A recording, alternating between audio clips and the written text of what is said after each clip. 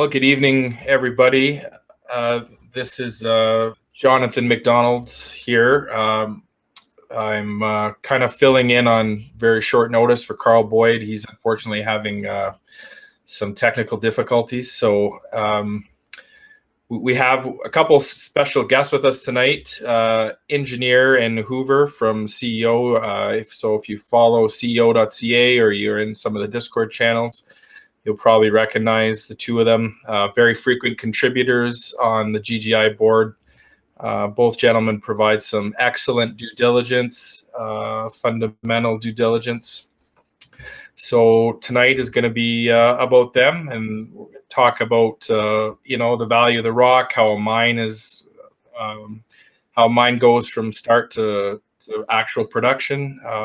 So a wide variety of topics. So they have a lot of material to cover, so I think I'll pass it over to them right now. If Carl can join us later, that's great. But for now, I'm going to pass it over to either Engineer or Hoover. I don't know which one of you wants to start first. And I will try, by the way, to monitor the Facebook group for questions. And if anyone has questions, I'll try to bring them to the attention of either Engineer at Hoove, and maybe we can get them to answer the questions as we're going through the presentation. So who would like to start? Okay. There have been a lot of questions asked about Garibaldi, how much tonnage they need to open a mine. The concepts that go into whether a mine will ever be developed are rather complex, and each deposit is going to have its own characteristics that need to be taken into account.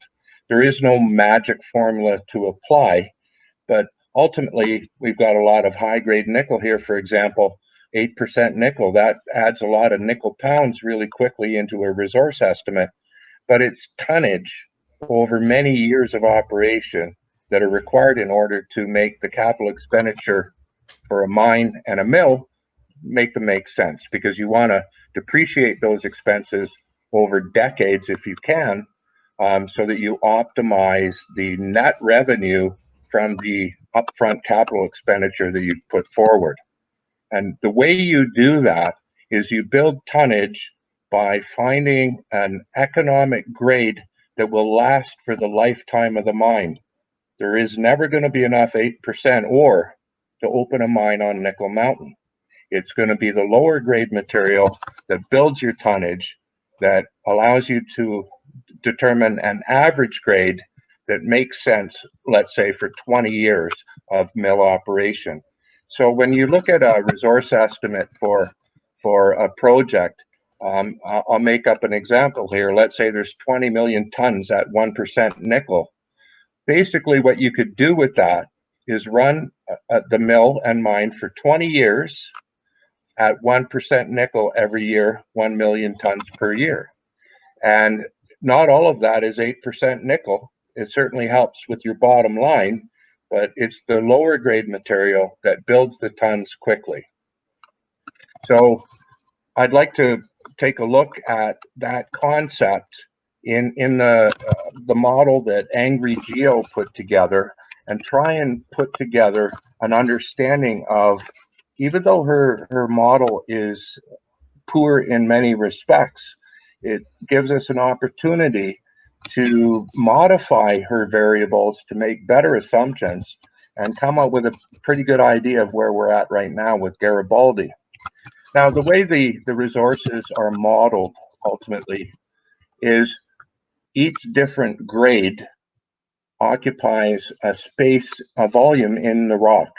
You can have a high-grade core, 8% nickel would be a very small volume, but right surrounding that would be 7%, and surrounding that would be 6%, and so on, right down to the very low-grade disseminated.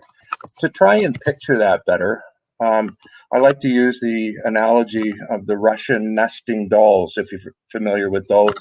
You have a really tiny doll that goes into a slightly bigger doll, a two-piece that you close up, and now it goes into a slightly larger one, and so on and so forth. The smallest doll in the middle, imagine that's your 8% nickel. And you put it into the 7% doll and close it up, and the 6% doll, and so on. Each successive doll is a lot more volume than the one that's inside it. So the volume increases exponentially. By the time you get the end all in the series, let's say it's 0.5% nickel, it's huge compared to the 8%, the tiny doll that was in the middle, in the center of the stack. So in the same way, when you're modeling a resource, you build up these resource shells, these grade shells, sequentially surrounding one another out into lower and lower and lower grade material.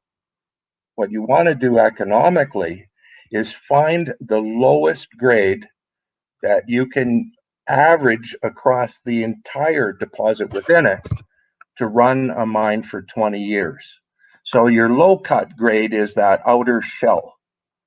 And let's say, for example, the low cut at Nickel Mountain was 1%.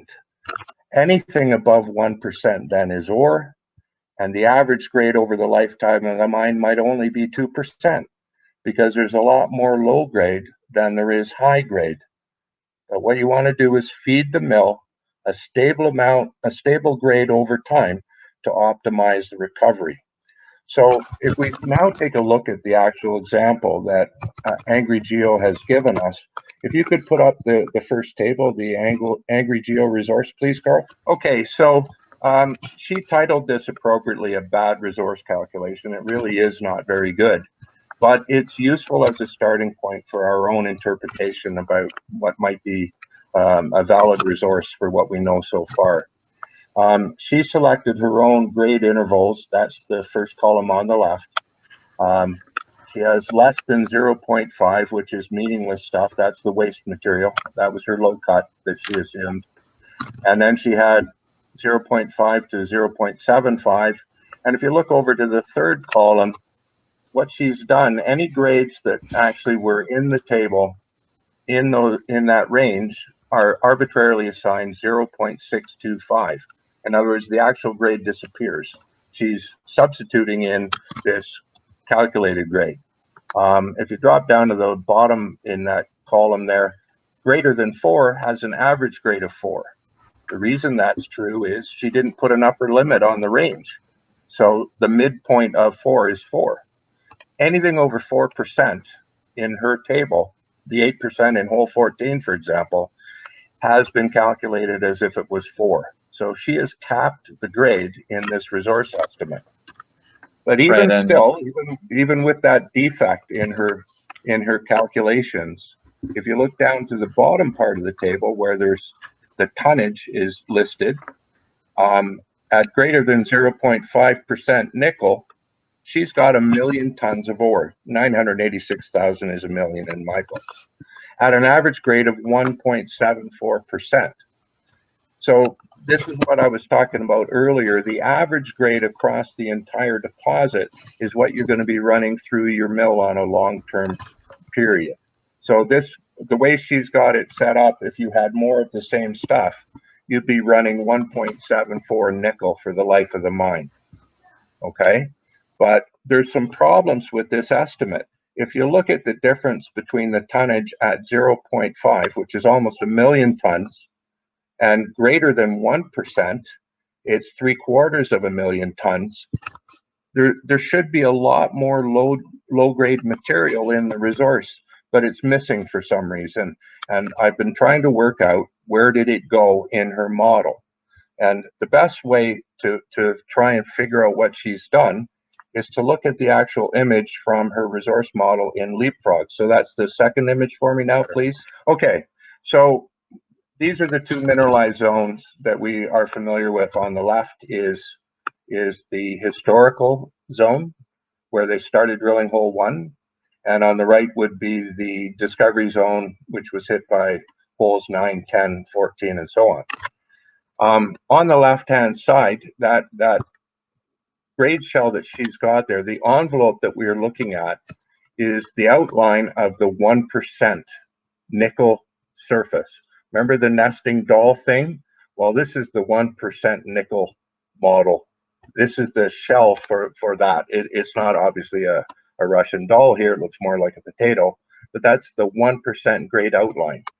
what surprises me is that the number of drill traces, each of these cylindrical colored lines here are resource grades, grade results reported by the company in the drill tables. All of this is outside of her resource model at 1%. And it's not really clear in this particular image, but the color coding is blue is greater than 0.5%, green is greater than 0.75%, yellow is greater than 1%, and red is greater than 2%. It amazes me that I can see red drill trace areas and yellow drill trace areas outside of the 1% shell. I don't know what she did in her modeling that these aren't even included in those resource areas. On the lower right, you have the high-grade massive sulfide zone, the discovery zone, and it's not exactly clear from this image, but at the bottom, the middle of the bottom part there is where hole 14 hit the massive sulfides. There is 8% nickel protruding from a 1% grade shell. I don't even know how that's possible, how she modeled this. There's a lot of nickel missing from this model. And I think what she did at every turn was to try to make the deposit look smaller than it really is. Right, So Larry. And so this is engineer, and I spent a little bit of time looking at the model today as well. And yeah, it was amazing to just see all these massive sulfides poking out of the resource model that were just simply not there, even though, in the shell, you clearly see them and they're all poking out. In the historic zone too, you see hole 1 is completely not in the model at all either. And if you just look at it in a 360 view, you'll notice that there's a whole lot of 1%, 2%, and all the way up till 8% nickel intersections that are all just missing from that calculation on her side. So it's a really interesting thing that she's done there. Okay, and following from that is we're only guessing at what her assumptions were. Like the tabulated values that I just criticized a moment ago, where we actually had the numbers in a table. I don't know, are these the same numbers or not? Because she didn't put up a 0.5% resource shell here. This is only 1 and 2. If she calculated 0.5, why didn't she show it to us? I don't know what her assumptions were, so I don't even know if she's made other mistakes in her model. But just for the sake of argument now, if we move on to the September 2018 model, that's the one from GGI, okay? It's easy to now pick out over in the bottom right is the same massive sulfide zone that we were just talking about on the Angry Geo model. But you can see it's surrounded by a whole lot of lower grade material. Each of those black cylinders are reported grades from this year's drill program, greater than 1% nickel copper combined. The gray are reported from last year's drill program, 2017 drilling. So these massive sulfide zones are obviously surrounded by approximately 1% nickel in multiple directions. And yet the Angry Geo model doesn't show any of that volume in her three-dimensional leapfrog model. And if we look over to the top left where the historic zone is, you can see very extensive reported intervals of mineralization in the pinkish zone, the pinkish beige zone. I would argue that that's all mineralized at 1% approximately, and yet a lot of that is outside of the grade shell that she called 1% in her model. If I was to estimate the area of the paler colored, pinkish colored zone and compare it to the dark red, which is massive sulfides alone, I would argue that it's about 10%. 10% red versus 90% pink. That's the kind of volume proportionality that I was talking about earlier with the nested dolls. As you get lower grades, you get a lot more tonnage at each successive lower grade because it surrounds the high grade zones ultimately. So it occupies more space. And just for the record, the pinkish zone is labeled taxitic gabbro with disseminated sulfides. So that entire zone, in the pale green is taxites as well, by the way. That's the kind of turbulent or variable textured gabbro that is associated with hosting this mineralization. So what it seems to me is Garibaldi is showing that the two mineralized zones connect together. They've been connected by ore. This will become all of that material will go to the mill to support that average grade and the long lifetime of the mill processing over 20 years. If I was going to fudge the Angry Geo model now with these adjustments in conceptual of the assumptions and concepts applied, I'd say her 1 million tons has now somewhere jumped up to about 3 to 5 million tons, just ballpark. And the grade would still be above 1% on average because she left out so much mineralization. We can use her model as a conservative minimum, if you will. Hi, Carl. Of what's actually present in this prescribed zone. Now, can you put both images up side by side now, please?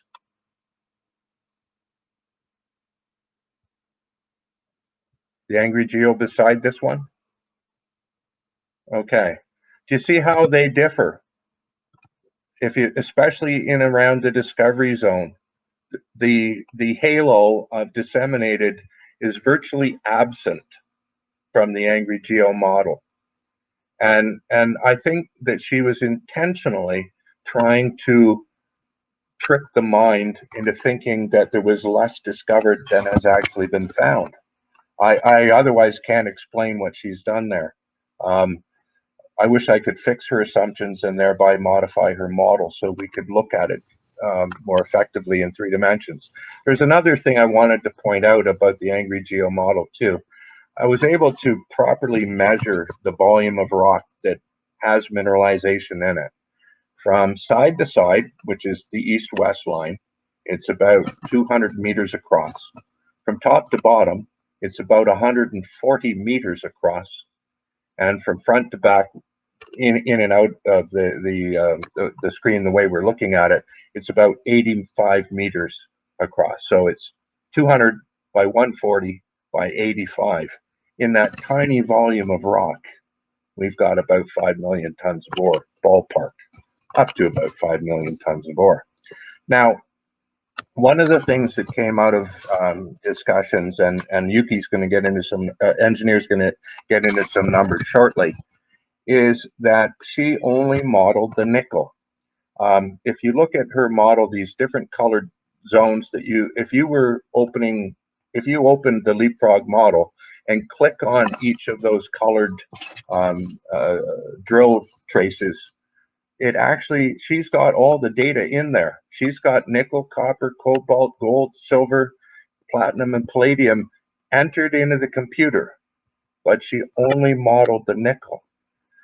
She could have modeled the actual metal value, which would have been then the nickel equivalent value. So engineer is a very strong support for me when I'm interpreting these things. Mr. Spreadsheet, we quickly determined that on average, the other metals add about 2/3 of the value of the nickel throughout the deposit. The range of values was pretty large. The nickel does not accurately predict the other metals, but on average, there's about 2/3 value added in just by taking into account the copper, the cobalt, and so on. So when we actually start looking at numbers of another project, which is what I'd like to do next, bear in mind that they're talking about nickel equivalent, and this model was just nickel metal alone. So could we now have the AMR slide, please? Yeah, and just maybe before we get there, I can just add really quickly that the missing, copper, platinum, palladium, gold, and silver, some of that stuff is, 10 grams per ton combined PGEs and gold. That itself is a huge amount, and that really shouldn't be missing, because all that stuff is going to be very economic if they ever choose to mine this thing. So just wanted to add that note in there. Okay, I hope this is readable for everybody at home. Earlier this year, this is from a press release from the Amur Mineral Corporation from March of this year. They're listed on the AIM exchange, which is London, England. It's kind of like the British version of the venture, but it's a little bit more Wild West than even our venture is. They use a different reporting standard. They use the JORC guidelines, whereas we're stuck with 43101. But they've modeled a nickel deposit that's in Russia. It's combined open pit and underground at this point, the way they're projecting it. And I'd like to go through some of the numbers that they've got. So earlier on, I was talking about the low cut grade. That's the resource shell within which all of your ore lies, the lowest grade that you think you can mine and blend with the higher grade mineralization and still make money over the life of the mine. What they've chosen here is 0.4%, the first bullet point, 0.4%, that's nickel equivalent. So they took the value of the cobalt, the copper, and they've got platinum and palladium. They didn't have any gold and silver. So they've got 5 metals. They converted it all to nickel. And at the current spot price, 0.4% nickel is worth $47.44 a ton. When they first put out this press release, it was more like $55. Nickel's gone down since then. But they're reporting in spot prices, so I think it's perfectly appropriate to continue to do that. But let's call that $50 rock. That's their low-end value for ore in their projected mine life, $50 rock. In the next bullet point, what we find is that they've got 155 million tons of that stuff. That's a good mine life. It's going to be a combined open pit and underground operation. They're going to have a decent size ore mill, a decent size mine. But over the life of mine, the average grade is reported to be 1.02% nickel equivalent. And that has a dollar value of $120 at Kitco today. Now, but what does that break down to in the actual nickel grades? The next bullet point tells you 0.75 nickel and 0.21 copper over the entire deposit is the average grade.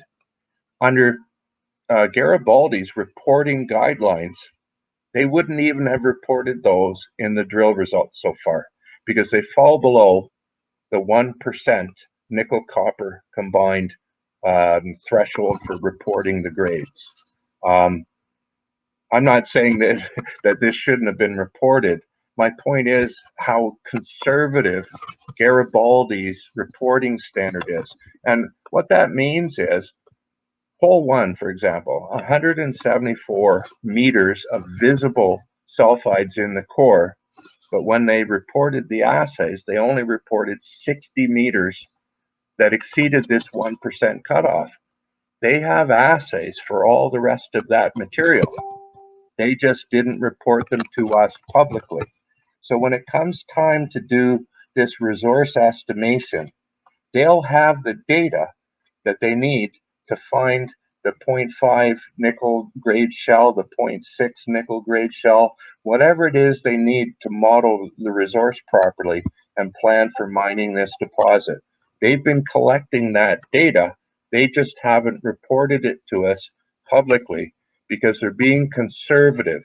At 1%, you can imagine at 1% nickel, that's $120 rock. That's a lot more.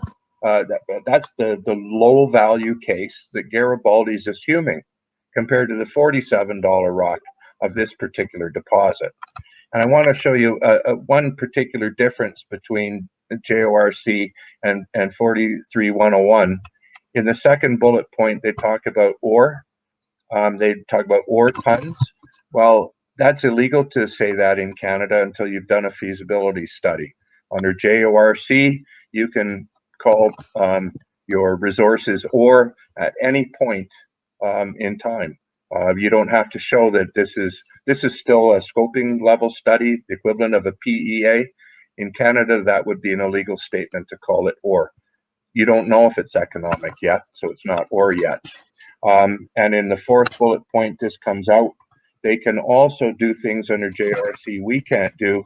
They can report the in situ value of the entire resource.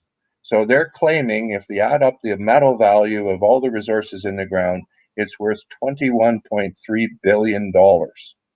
We can't say that in Canada. That's prohibited disclosure. So some comparisons really cannot be made. I just wanted to point out when you're looking at other projects, you need to be careful what you read into that. That $21.3 billion in the ground in situ value is represented by a company worth 24 million pounds. That's their current market cap, 24 million pounds, British pounds. So obviously there's quite a discount on their in situ value in this particular case. So now that we're talking a bit of numbers, I think it's appropriate to hand it over to the number guy, to engineer. If there are any questions before I go, now would be the time. Larry, Jonny Mack here. One question that came up in the group, sort of related to the Angry Geo model. One fellow is asking, was her model misleading, or is she being overly conservative? And if she's being conservative, can you think of a logical reason for her doing so? Oh, impugning, suggesting the motive behind that, I want to be careful. I don't want to say that she was intentionally misleading. Her result was misleading. It was.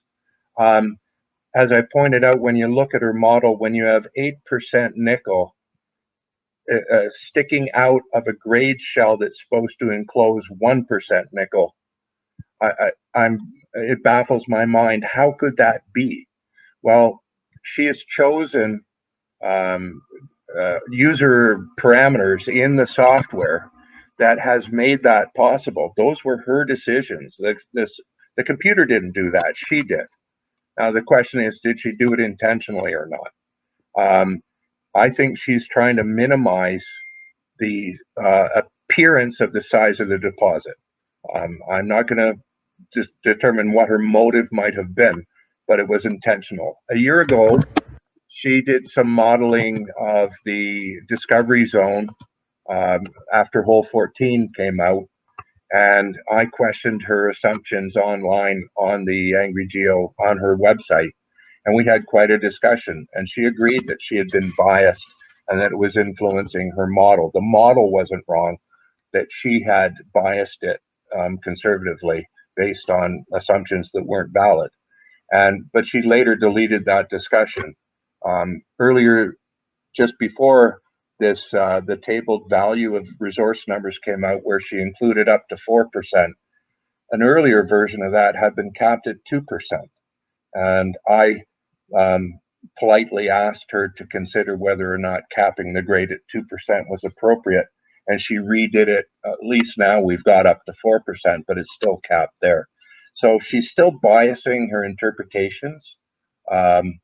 She could have easily gone to 8%, for example, just by putting in a different parameter into the computer. We know we've got 8% grade in the assay tables. I can't explain what she's doing other than to suggest that she's being negative intentionally. Okay, yeah, thanks for that, Larry. And yeah, I think you're right to stay away from discussing motive. I guess I should have been sort of filtering the question. I read it out word for word. But so I think the conclusion there is, in your professional opinion, there's really no justification for the way she's been, quote unquote, conservative here. That, Right. that based on the way the model is displayed, that it's got to be something intentional. That's something you wouldn't, a conservative person is not going to exclude these 8% grades that are sticking out. Indeed. And so in my discussion of the different ways that her model was deficient, it still serves as a baseline. The 1,000,000 tons that she gave us, there's got to be more than that for reasons that I think I tried to make clear as I discussed the variables. There has to be more high grade. There has to be more low grade. There has to be more tonnage overall. And that's all I can really conclude. To what extent she has distorted the results, that I can't predict because I don't have my hands on the controls of the software. Okay, and one other question, and I don't know if we want to answer it now or if it'll sort of tie into what you engineer want to talk later, but the question is basically in discussing the Coon Marie deposit that you were talking about just recently. Their market cap is sitting at 25 million pounds, and that's based on over 20 billion in situ value. So the question is, doesn't that imply that they're even more undervalued, or that conversely, GGI might be overvalued compared to the Coon Marie numbers? Well, that's an interesting question. What does the market give you? I've been surprised by what the market gives me many times in my investing history. I think the market's wrong more often than I am, but I don't get to pick the prices. I would argue that some of their modeling might not be taken as credible by people in the marketplace. That maybe their low cut grade of 0.4% is the problem. $50 rock might be hard to actually support, but because the JORC reporting, they don't have to do like a technical report. We're familiar with resource estimates, a 43101 compliant technical report with reams of data in many categories. They don't have to put that out. So I tried to dig into it. Where did this number come from? Where did that assumption come from? They're not required to even disclose their assumptions. They can update a resource just by putting out a new press release. We would have to put out a new technical report, independently engineered technical report. So I really don't know how to drill down on that project. The market has given it the value it has. Again, I don't know why. I think it's because they've been optimistic with some of their assumptions. Okay, and I think people have to understand, and you made the comment earlier, Larry, and maybe you can elaborate later again at your discretion, but the estimate that the company was doing is, if we were doing it in Canadian junior resource stock, we would call it a PEA, or a preliminary economic estimate. That's a very high level estimate. The accuracy of that is not going to be considered good. And if it was Garibaldi trying to determine some of the statements that they're making, that's going to come from a full feasibility study, which is a much longer process, much more accurate numbers. All the assumptions have to be disclosed. So from a risk standpoint, if you're an investor, you're an institution, you're trying to value what this company is putting out, there's a substantially more risk than what is sort of on the surface, I guess. The numbers they're putting out on the surface, if you're an institution, you're saying, okay, well, what assumptions have they made? And then the level of the study, scoping study, you don't have the same accuracy as you would have in, say, a bankable feasibility study. Oh, absolutely, that's the case. I don't think JORC standards are even close to what we are familiar with 43101. Actually, it hog ties us to some extent. Like, for example, JORC lets them put out X-ray fluorescent samples from the field. You hit it with the gun, and you get some numbers pop up on a screen. Under JORC, they can report those. We're not allowed to because they're selective. They're not representative samples. And I actually support the decision that we can't put them out because they are selective. We want to have representative assays when we do get them. We're going to talk a little bit more about assays later in the show, because it is important to understand what they are.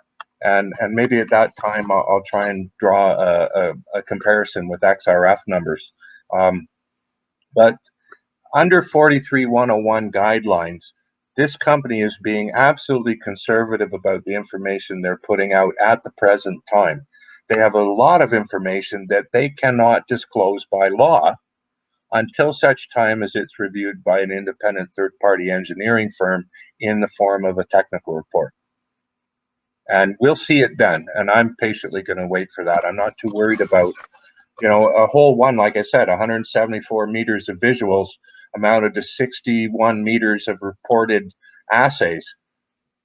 They assayed all the rest of that rock. They have those numbers in a database somewhere. They're doing a resource estimate as they go. They just can't tell us what the numbers are. They're not allowed. So we'll see that down the road, and I anticipate that we'll have a significant resource when we finally do get to the resource estimate stage. Right, and yeah, I think just on that point too, Larry, was sort of along the line with what you're saying. As the company commissions more and more engineering studies, you move from a preliminary economic assessment to a pre-feasibility study to a feasibility study. The accuracy increases. You get a better idea of exactly what your economic cutoff grade is. So if your costs start to come down, your cutoff grade can quickly fall, and that can increase your tonnage. Right? Correct? Right, and they'll have all that data in the computer somewhere. Like they'll have all the nickel assays right down approaching zero at some point in time. Like they'll be able to pick the number that makes sense because they'll already have the data. They just didn't show us all the data yet. They have it though. They have all those assays that they didn't report. They're in the computer, and they will become part of the model.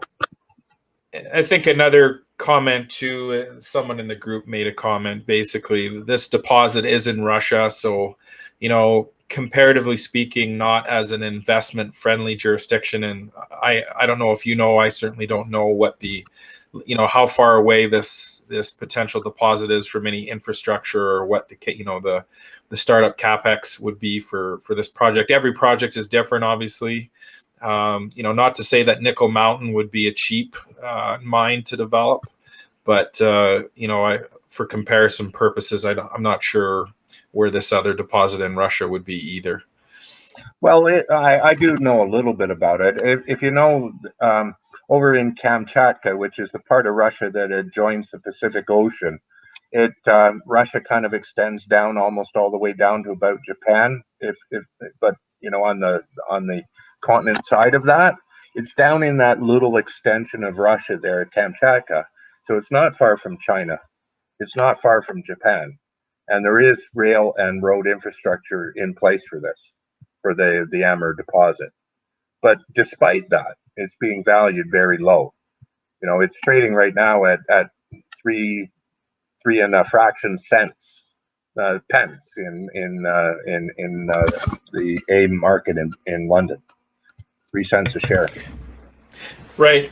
So sort of moving on from that Russian one, and someone just made a comment that investors are interested in hearing about the exploration potential, and that feasibility studies are 1 to 2 years away. So yeah, again, for everyone listening, I didn't want to give the impression that a feasibility study is close. It was more sort of qualifying some of the disclosure that's required under Canadian laws when it comes to a company being able to say, this deposit is economic, this is what we have as quote unquote ore. And that we're not saying that, a feasibility study is, just around the corner. So just to clear that up, and along the line of what Sorry, I did kind of imply that they're planning for that. I can see it in the type of exploration, the nature of the way they're building their database.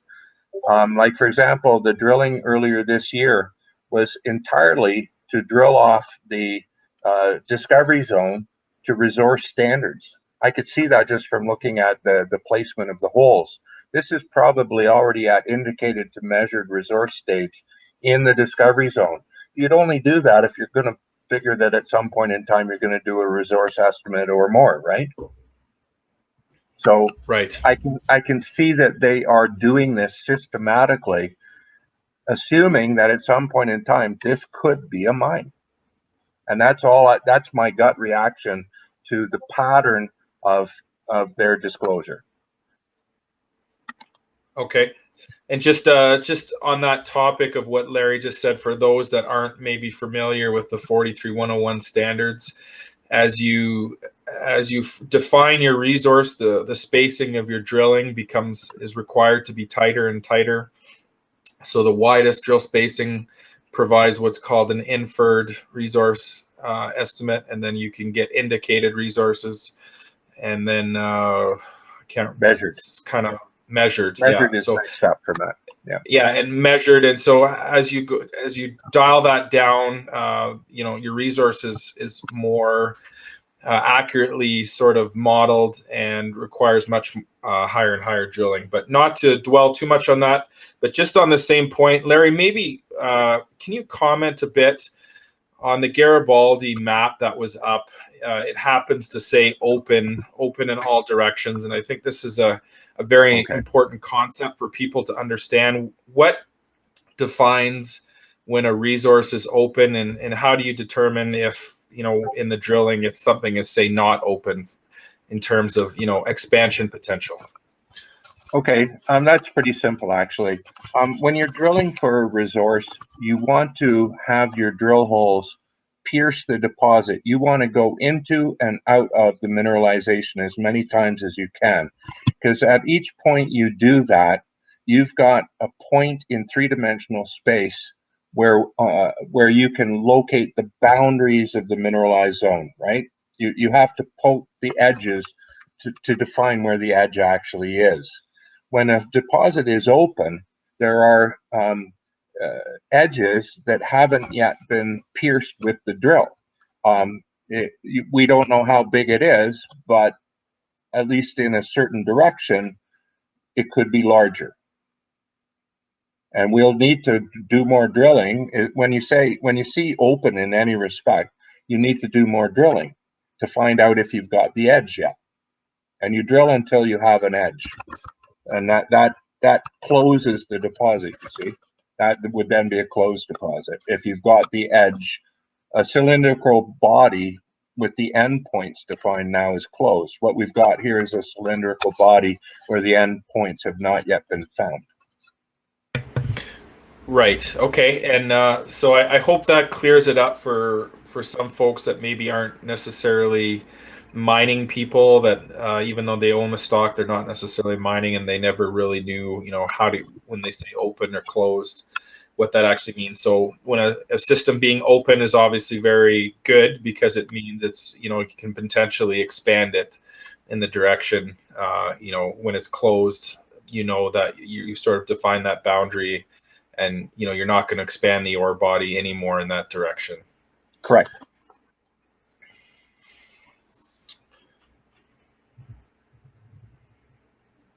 How are we doing for time for you, an engineer, for what you have left to present? We're about 50 minutes in, I would say. Just want to make sure you have some. I know you guys have a lot of stuff to present. So how are we doing? Just keeping on pace. Well, why don't we move on to engineer? He's got a plan here. So. Okay. Yeah, sure. I can start up. Maybe you can just pull out my rocks value image over there that I provided. Yep, it's image 3. Yeah, so, whenever the Garibaldi releases drill assays, I like to put everything into a spreadsheet and calculate, nickel equivalents, gold equivalents, and I think legally the Garibaldi is not allowed to provide any of these other numbers except for the assays that they've provided.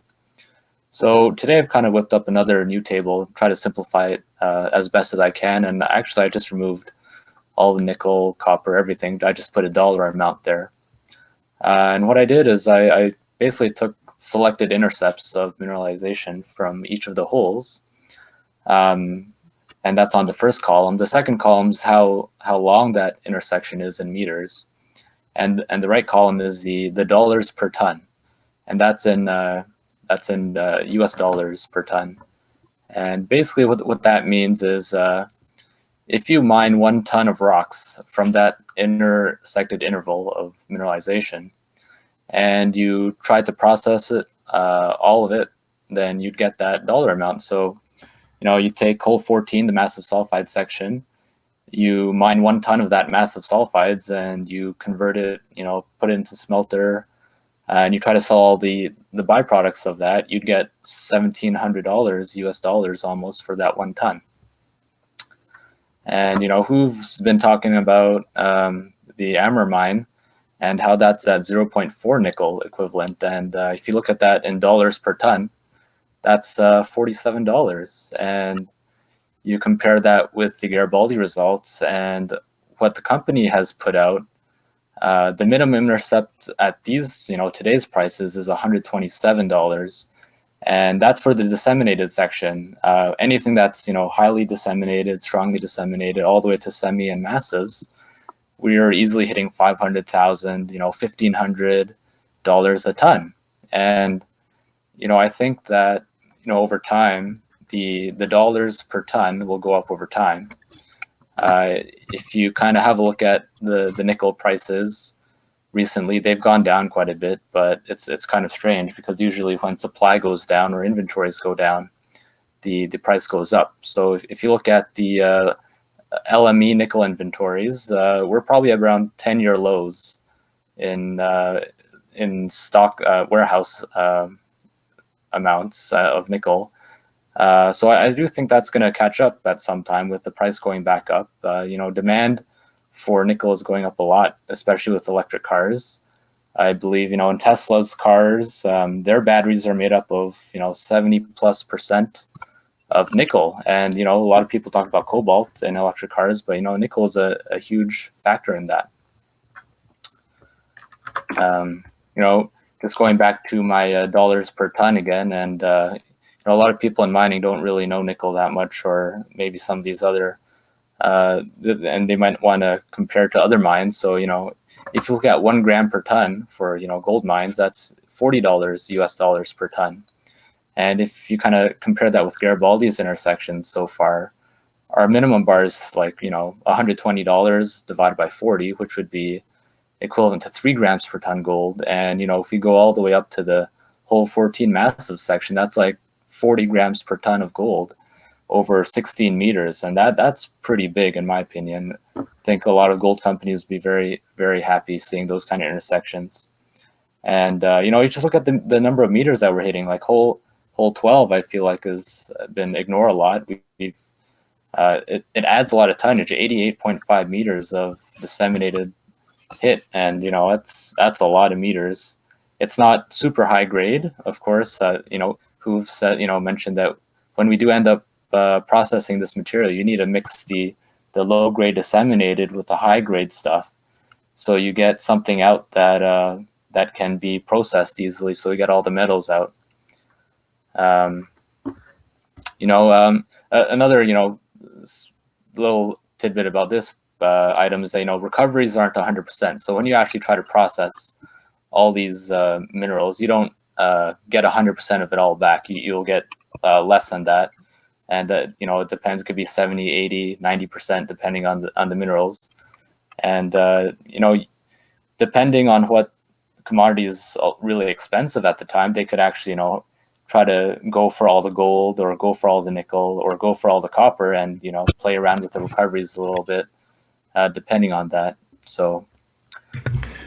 Engineer, I was actually, this leads me into one of the questions I was going to ask are any recovery assumptions built into that number, or are you just assuming 100% with those numbers? Right. So my table assumes 100%. So if you want to be conservative, you may chop off like 33%. But even if you chop off 33%, our hole 14 would still end up at, probably over $1,000 per ton, and that would definitely be economic. So it's like an ounce per ton of gold. Okay, and there was one question in the group. One person was wondering why you weren't displaying hole number 13, the assay numbers for hole 13. Oh, I probably just forgot to include it. I kind of whipped up the table pretty quickly. So yeah, that's why it's not there. It's just a miss on my part. Actually, hole 13 had no significant assays. Oh, right. Actually, yeah, great point, Hoover, Larry. Hole 13 didn't have any intersections that were greater than 1%. So the company did not have any assays on there, and that's why it's not there. My apologies. They had sulfides, but they were lower than the reporting cutoff. Okay, so Larry, kind of in line with what we talked about earlier, that hole potentially could come and play down the road if it's determined that the reporting cutoff is lower than. Well, indeed. Yuki, engineer made the point. Okay, $120 as a low cut here is equivalent to 3 gram gold. Could you imagine somebody drilling a gold project and they didn't report any gold assays that were less than 3 grams just by being conservative? Nobody does that, but yet people criticize Garibaldi by they're not withholding data. They're simply making sure that the reported grades have a reasonable prospect for economic extraction. That is a definition in Canadian law for resources. They must have a reasonable prospect for economic extraction. So they're reporting it this way from the get-go, so they don't later on have to have mineralization disappear in the resource estimate. On that same topic, Larry, just a slight segue here.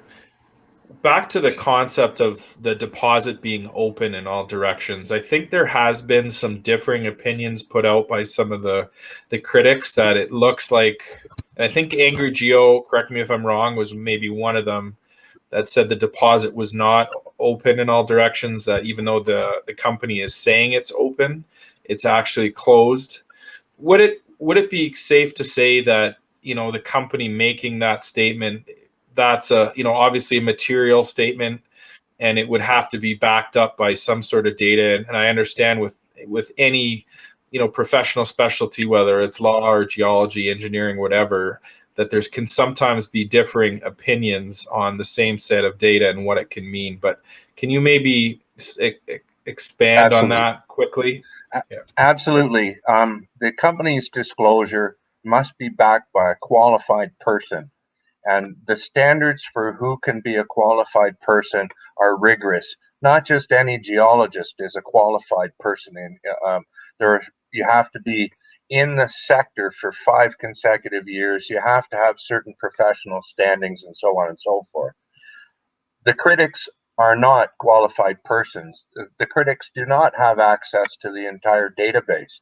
They have opinions about what the company put out, but I would go with the qualified person who backs the company's disclosure. If they say it's open, it's open. Okay, and there would be consequences, obviously, if they didn't think it was open or they had data to say it wasn't. I kind of opened the door to a new discussion there, and I'd like to take that up. Qualified persons are human beings. They have an opinion just like anybody else.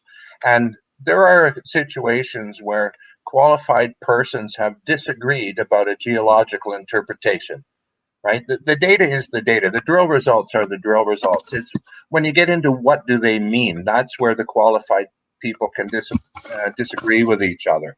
I'm thinking of like Barkerville Gold here, if you follow that story. There was quite a dispute between various qualified persons about that gold project. They are just human beings with a single opinion. But that said, the person's reputation goes with all their disclosure. They have a lot on the line. A critic like Angry Geo does not have anything on the line. Yeah, I would agree. And yeah, I think that fits with what I said earlier. With any profession, you can have 2 lawyers look at something the different way, 2 engineers, 2 geologists. As long as, that person has reasonable grounds to make that claim and they're willing to stake their professional reputation on it. I mean, they can't just go out and completely, intentionally mislead the market with a material misrepresentation. And right. I think that accusation has sort of been thrown at the company, unfairly so, in my view anyway. And people that make that accusation, I don't understand quite. Not only is there, yes, there is that interpretation, but yes, there's the reputation risk, as well as the regulatory risk that if someone comes and looks at how did you arrive at this conclusion. You have to be able to back that up with reasonable, right, and that does happen. That having to back it up part does actually occur. I'm familiar with a case where a technical report that was written 4 years ago is being reviewed by the regulators for exactly that issue. How reasonable was the qualified person's interpretation? And this is 4 years on. They're doing that right now. So, okay, there was a question asked in the group, and I don't think it's a question that any of us are going to be able to answer today. I think it's a question everyone wants to know the answer to, but I'll pose it anyway. But maybe Larry, you can kind of quickly comment on why it's hard to answer this question. The question is, what would be the tonnage required to develop a mine in this area with an average grade of between 1% and 2% nickel equivalent? Okay, I touched on that theoretically very early on. I said there's no way to know that yet. There are just too many variables. Like, for example, I could picture in the discovery and historic zones, if they could somehow figure out how to just take the top off the mountain and slide that down to a lower level where they can process it through a mill, that might be an effective way to open a mine. But I don't know if that's legal under BC regulations for the environment. There are just too many variables for me to predict that, and that's just one factor that would need to be taken into account. Sulfides produce acid mine drainage. You would have to have an environmental assessment on the impact on the Skeena River drainage that's right beside the mountain. So many different factors. I could just make a list of the reasons why I can't answer it. You need more tons than we have, but it's looking good. Right.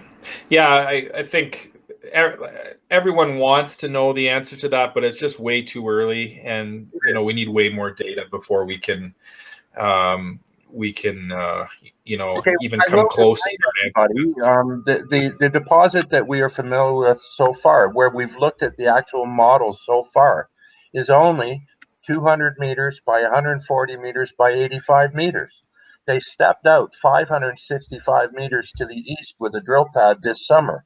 They stepped out down the mountain to the adit, which is 375 meters both south and below the discovery zone. And then a further 300 meters further down to the so-called donkey pad pointed out by Brent Cook. And now they're looking to the north into the glacial zone and talking about step outs as much as 1.3 kilometers away, where they found taxitic gabbros on the north side of the glacier. Like, the volume potential with these step outs is huge if you could just extrapolate from what we know from this tiny part. I'm not saying it's all going to grade the same or it's all going to be mineralized, but they've only just started building a resource, and there are at present time probably around 25 holes that we haven't heard about yet. Right. Okay. One person did make a comment: is there more costs going into developing a mine in this area, so we would need higher grades? I think we can all confidently answer that would be yes. I mean, this is not obviously there's a terrain issue. There is infrastructure in the area. There's other mines in the area, but I would imagine as mines go, this would probably be, if we were finding these grades in an area right next to Sudbury, this property would have been bought already. But for these kind of conditions, you're going to need some high grade ore.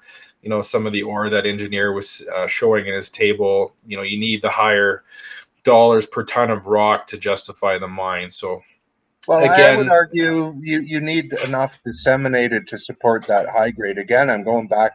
Tonnage is largely built from the lower grade material. The high grade pays the bills, but the low grade keeps your mill operating smoothly for many years. So, it's a blend of the two influences. Yes, you build a lot of nickel pounds quickly when you're talking 8% by weight nickel, but you need the 1% and under to process it through the mill effectively. You have to dilute it down to produce a stable mill grade. Otherwise, you got problems with recovery. You won't get all the 8% nickel. You won't get it all into your concentrate. You'll blow it out the tailings pile. And if it goes out the tailings pile, it's gone. It's a sunk cost. There's just so many variables. We're doing a lot better than I thought already. That's my impression. right. There was a comment brought up here about the environmental concerns, and I think it's tying into what you said earlier, Larry, about the sulfide mineralization and permitting. That, just so everyone's clear, environmental permits are required for every mine, and maybe we can, I know you were going to eventually discuss sort of the process of how a project goes from starting to drill to an actual mine. We can maybe cover that later. For the moment, I just wanted to make sure at engineer, I know you probably had a few more tables you wanted to share, or I want to make sure we get to those because I'm guessing you spent a good amount of time on them. So make sure. I mean, we can. The table I showed was the main one we had, and maybe we want to. I heard Carl got some massive sulfides that he was waving earlier from the central zone, and I think he has a video that he wanted to show on some of the experiments that we tried running on them, and what that actually means for us in terms of doing some calculations on them. All right, so we're at a lab in and around the GTA with a friend of FTMIG. We're about to do a test on a rock that I received, which is from the central discovery zone at Nickel Mountain. So here we go. We're doing a simple specific gravity test, 1 decimal place. We're going to be measuring displacement here. So you can see the nickel piece here. And I'm just going to measure displacement first. There are other methods of doing this. This is called a hanging method. So 50 to 51.2.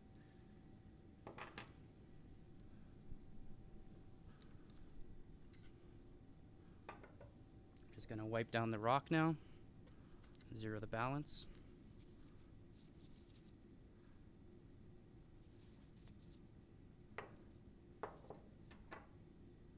Weigh the rock. 224. So our specific gravity, I'll just pull up my calculator here. 224 divided by 51.2. So our specific gravity is 4.375. Of course, that's 1 decimal point accuracy. So this is our SG here. And this is for this rock. Is there anything else we should note about this test? Will it help calculate tonnage? Yeah, so this specific gravity that we've calculated here will provide better estimates of tonnage once we figure out the volume of rock that could potentially be mined. So right now we're using any estimates ranging from 3 up to 5. Now we actually have a value based on something off the mountain. In regards to how many decibels we're using today, is it necessary that we're not good up to three decimals? Let me just show you a calculation example here. This will be the easiest to understand because, yes, it does impact the specific gravity, but will it make a huge impact? So you've seen here at 52 or 51.2. This is the first one. If I just use 51, literally no decimal places, or if I make it up. So if I say 52.45, let's look at the specific gravity differences and see if that even matters, right? So if we take 224, that's the rock, and I divide it by the 51, let's say. That gives me 4.39. Okay, a little bit different. And if I look at more decimal places, though, so 224 divided by 51.245. Again, these numbers here are made up. That's 4.375. 4.711.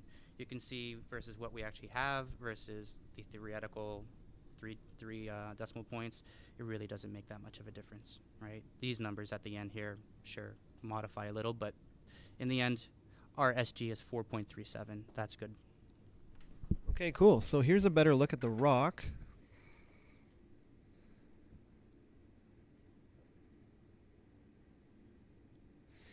And anything else? I said 4.37. I mean 4.38 if you're rounding up. Thanks. Okay, correction. All right, so we're going to hand it off to our other friend from FTMIG, which is engineer, and this is going to help him do his tonnage calculation. Bye. All right, so great video on the standard gravity measurements, and if I'm correct, that was taken from the central zone and that's a piece of massive sulfides. And basically what the standard gravity tells us and helps us is, it helps us to calculate the tonnage. So very simply, to calculate the tonnage, you just take the volume of rocks, and you calculate the volume with something like Leapfrog, which Angry Geologist has used, and the photos that we showed earlier, and you just take that and multiply it by the standard gravity. And that gives you the tonnage number. So, when we say that 1 ton of rock is $1,600 per ton for massive sulfides, you would take that number, and that's what you do with it.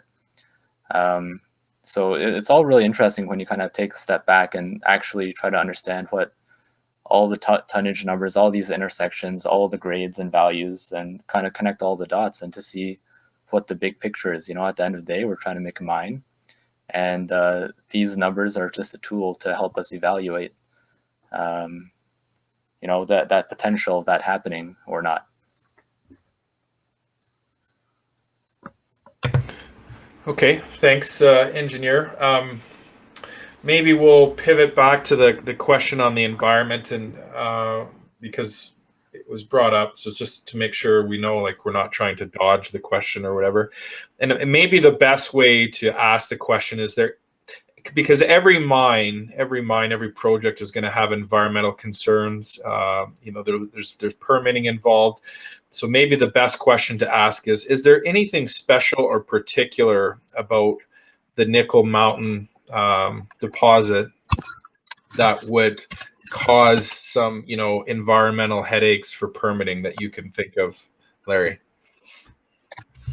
Well, the fact that we can see gaussins, the iron rust stains on so many exposed bedrock in the area, is evidence that they have sulfides in them. Mother Nature is making acid mine drainage. We don't have to intervene to cause that to happen. That's a natural process, and the result is these rust stains.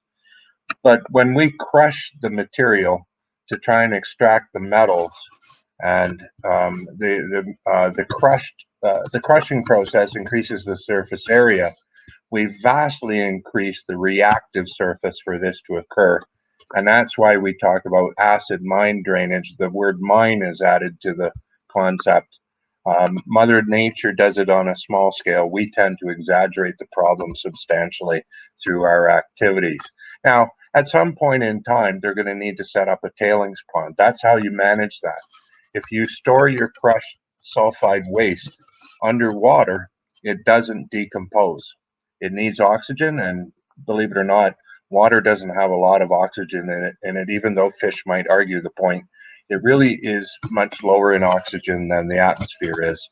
And that's why we have water on top of the tailings. It's to protect the environment and limit the amount of acid mine drainage. The issue is, where do you put the tailings pond? Somewhere down on the flatlands in the valley would be, an assumption, but they'll have to figure out a place where they can pile them and where they can contain the potential runoff and neutralize the acid that might be generated. If you neutralize the acid, you neutralize the toxicity of the runoff. Okay, thanks. I think that's a good answer. I hope that sort of addressed the questions that were being asked about the environment. somebody just made a comment. If you have about 5 million tons, and based on the average of Yuki's number, it looks like you might have found over 1 billion in ore. I'm guessing he means 1 billion in situ. It's just a question that came up. Yeah, I mean, if you take the 5 million tons and you kind of average it out, I haven't done the average, by the way. I don't know what the average of the disseminated versus the massives are. But if you're assuming $200 a ton, then yeah, you'd get $1 billion in situ by that simple calculation. Yeah, that's actually a good way to represent it, Yuki, is by the dollar value, $200 rock, 5 million tons. That's $1 billion, right? Yeah. Yeah, that's a good way to think about it. And so if you can convert it to a dollar value, you'll have a better job of figuring out, what the ore zones are actually worth. Right, and that's one of the rationales for creating that table I had. When you just look at 1% nickel, 5% nickel, like how the heck do you convert that into something, right, that you can calculate and understand in terms of dollars? I think we can safely say our average dollar value is going to be $200 a ton based on what we know so far. That's pretty high. That's assuming with all the metal recoveries kind of tied in, Larry. Yeah, when you value rock in the ground, the in situ value, you don't take into account recovery yet. That's always something you determine your metallurgical processing, and that's an important thing that I just recalled. A year ago, they took metallurgical samples. Remember hole 9 and 10? Hole 10 was a twin of 9. Yeah. The idea was to get massive sulfides to send them in for test processing. There's a piece of news I'd love to hear about.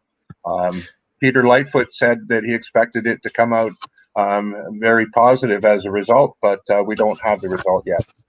Yeah, and I think that had to do with the structure, for example, of the nickel, right? Like it was, right. There's the two types of pentlandite, the flame Correct. pentlandite, and the other one's escaping me right now. You probably know it. Right.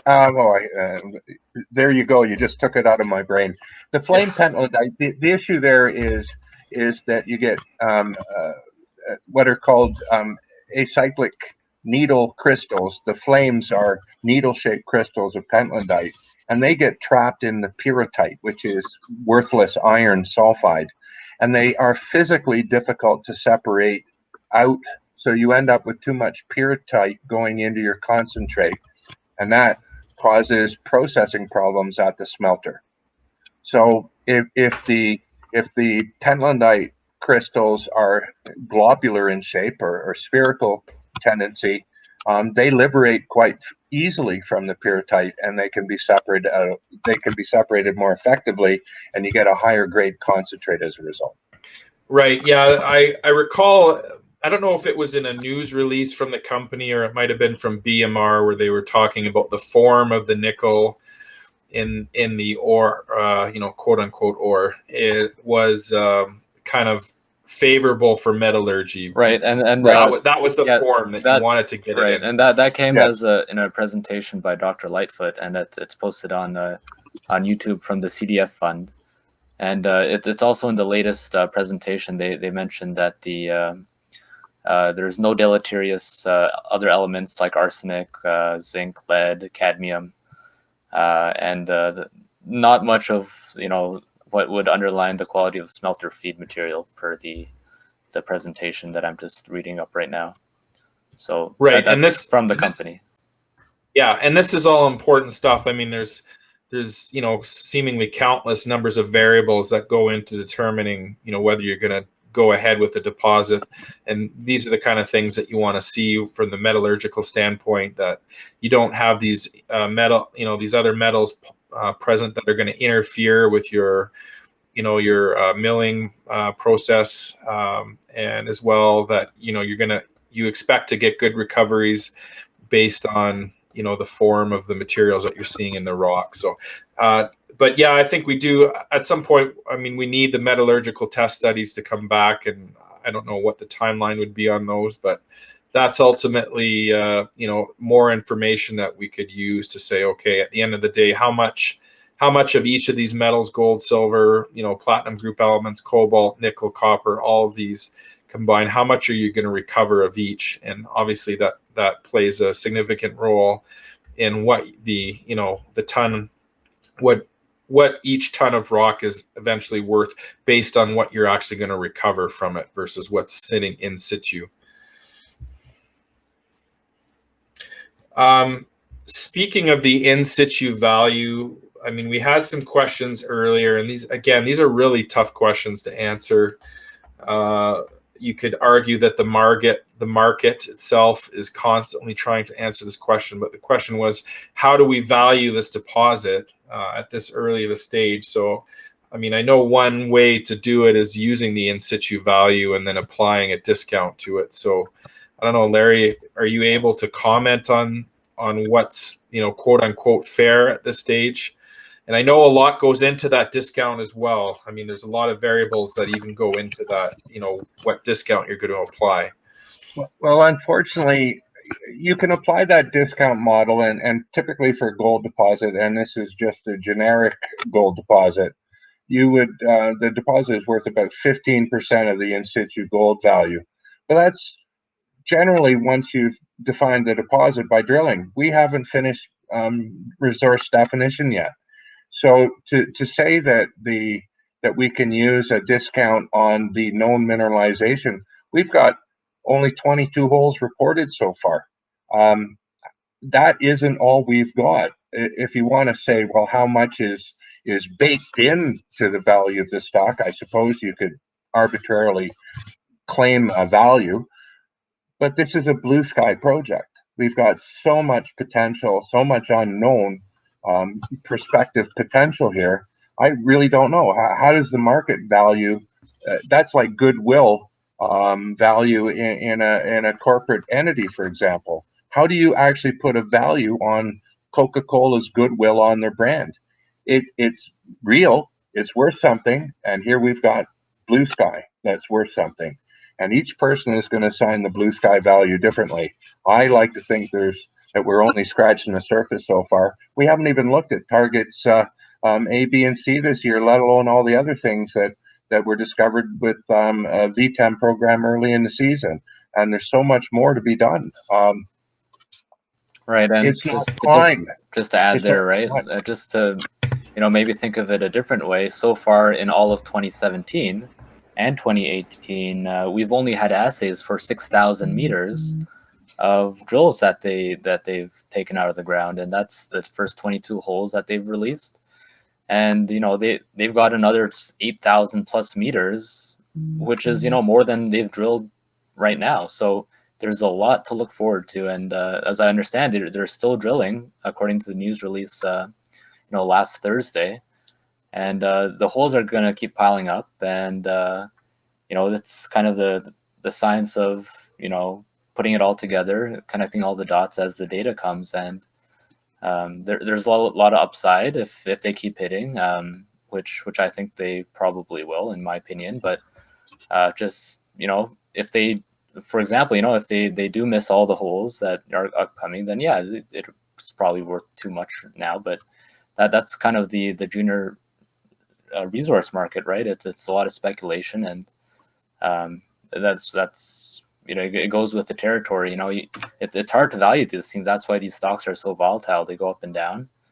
But at the end of the day, the drill speaks, and that's what the assays are for, and that'll lead us to a fair market value at some point or another. Yeah, this is a really tough thing, and I think I just go back to my comment earlier. The market is constantly trying to discover what the actual what's the actual value here, and it's really tough. We're very early into this project, as you guys have both alluded to. There's so much more information to come. The value is not going to be determined this year. There'll be more drilling next year. More information is constantly going to be going into the equation, and there's going to be different groups out there that value it differently. There might be some institutional buyers that like mining plays, for example, that they might have their own models that they would plug all this into, and they'll come up with a number. So if the price is below that number, they would be buyers, and if they're holding stock and the price happens to be, the market cap, sorry, happens to be above that number, then they might be tempted to sell. So there's just no easy answer for anyone to give anybody here about, what's this deposit going to be worth. And for me, that's kind of why I stick with the chart and try and get an idea at least of where the buyers and sellers are, where the sentiment is. Where do the buyers come in strong, push the price up when it falls, and conversely, if the price is on the rise, where is all your supply coming on the market where sellers are saying, okay, this is overvalued. And there's a multitude of factors that go into this as well. You have people with different investing goals. You have the true investors, and they're kind of like the anchor on your stock, and then you have the traders, people taking sort of speculative positions, and they're trading. Without the investors, without people to actually hold the stock, the thing goes to zero. So eventually somebody has to like the stock enough to hold it and not trade it. If everybody's a trader in the stock, the thing goes to zero because no one wants to hold. So it eventually has to get to a level where there's people comfortable buying and holding the shares.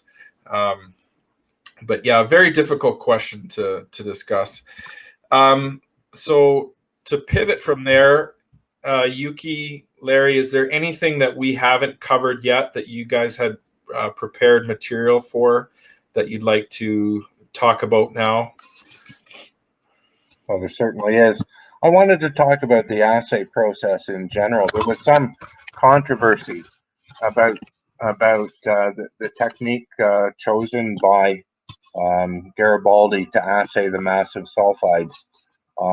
It happens that I am an analytical chemist by training, and I do know where to look for information, and I do know what I find when I get there. But I check this with Dr. Lightfoot as well. The sodium peroxide fusion assay procedure is the industry standard for massive sulfides, because the minerals in the crystals of pentlandite and chalcopyrite are so stable in their sulfide crystalline form that they don't want to leave there, so to speak, if you want to look at it that simply. They need to be encouraged with some very powerful chemicals and some very powerful thermal treatment in a furnace. And in order to extract all the metals, we use a chemical, sodium peroxide. It is such a powerful oxidizer that if you got some on your skin, you would catch fire. You're fuel at body temperature for that chemical. So to break down the sulfides completely is what is required here to get an accurate measure of the metal content. There's 3 steps in all assays: sample preparation, extraction, and then measurement. In this case, the extraction part is really difficult for sulfide minerals, and the only suitable method in the world is sodium peroxide fusion. You need special technicians, you need special furnaces, and there's only so many people in the world that can do it. And it's going to take time. It's unfortunate in that regard, but they're not holding back assays as some people suggest. They're being thorough with the results that they obtain. Yeah, that's a good point, Larry. And I think that there's been a lot of frustration from from a lot of investors that feel, why haven't we had assays yet? And there's definitely some agitators out there that, they use that delay to sort of insinuate that, the company is hiding numbers, that they're, they don't want to report them because they're not good. So I think the context of what you provided here is important for people to hear.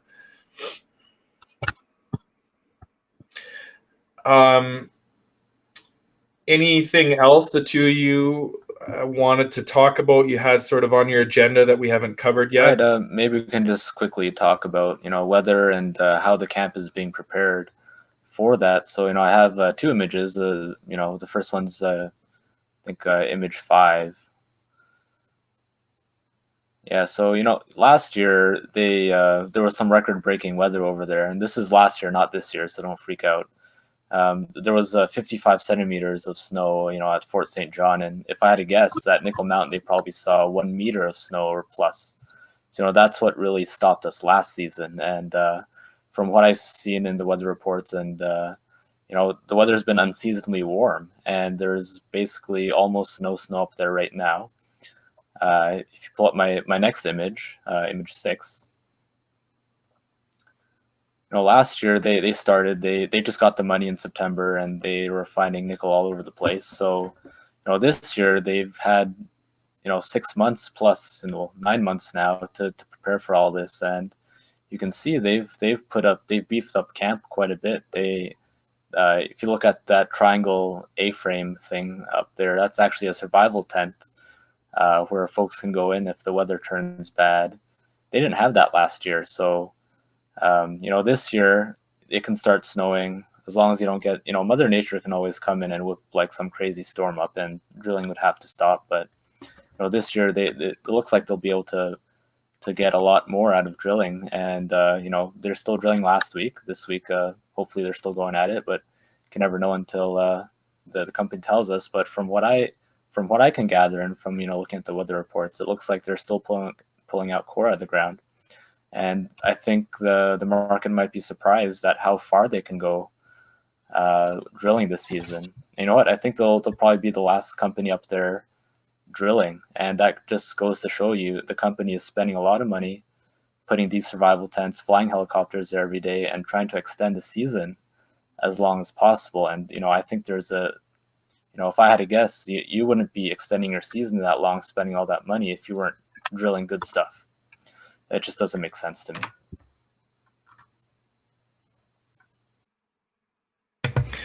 Yeah, I think those are good points. I think you also want to make the best use. The resources are up there, so you there's a cost associated with getting everything going again in the spring, and I think the company naturally wants to get as much work done as they can, while the conditions are favorable. But you wouldn't be drilling in certain areas if you kept hitting duds, that's for sure. Maybe one thing for us to sort of look into, I'm sure this would be of interest to everybody, is what would eventually cause a company, and I'll just throw a name out, just randomly, Valuation Resources, to come in and want to take out this deposit, and what would kind of go into that decision-making process. Larry, would you have any comfort in sort of discussing, I know obviously you don't work there, but would you be able to sort of elaborate on what a company like Valuation or Teck or whoever may be would want to see, or what would they be evaluating if they were going to make like a buy decision on a property like Garibaldi? Okay, well, I can talk in general terms. I've actually been involved behind the scenes in such a situation. It didn't amount to anything in the end, but a senior miner, they would not rely on anything except raw data from the company. They wouldn't look at your technical reports. They do their equivalent on their own. They have their own modeling ideas. They have their own people who assess blue sky potential as well. They'd be potentially, if they were, I hear that there have been people on the property already from known mining companies, but they would be under a non-disclosure and non-compete agreement. You either have the information or you have access to buying the stock in the open market. A standstill agreement is a typical part of a non-disclosure agreement with a major, meaning that they can't take advantage of the information they learn and start picking up your paper in the stock market. They have to make a formal public transaction to earn in on your project, whatever it is, 10%, 20% earn in, or to buy some of your stock or to take over the company. That would have to be formalized apart from the non-disclosed material information that they've obtained. They can't take advantage of that, right? So that would mean it could only be a friendly deal. That would be one of the criteria that goes into the contract. In other words, management would have to approve whatever they propose, or it wouldn't proceed. They couldn't make a hostile move on you because they've got information that nobody else has. That kind of thing. So it's complicated.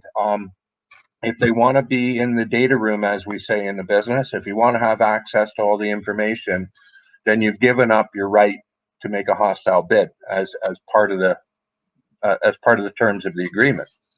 So I don't have a problem with a Valet or a TAC, or I've heard different companies' names batted around. It doesn't matter who they are. We all know who they might be.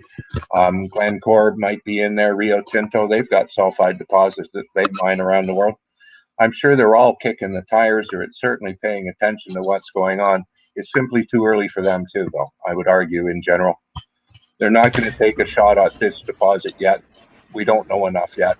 And honestly, there's a part of me that thinks that's why they're not giving us geophysical information. That's why they're not showing us VTEM maps and all the targeting information they've got. They don't want to tip off these majors either. They don't want to give a heads up to them before we figure it out for ourselves, because you'll get more value if you get more work done before a bid occurs. Yeah, I agree. I definitely think there's been a lot of speculation. People have posted on CEO a lot that we're going to get taken out this year, and I think that was very premature. Way too early in the game now for a company like Valet to come in and say, yeah, we're gonna buy you out for $1 billion or whatever it may be.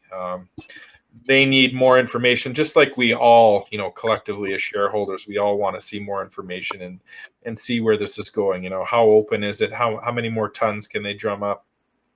What is the scale? We talk about grade, we talk about tonnage, and then we talk about scale. So what is the potential scale of this deposit?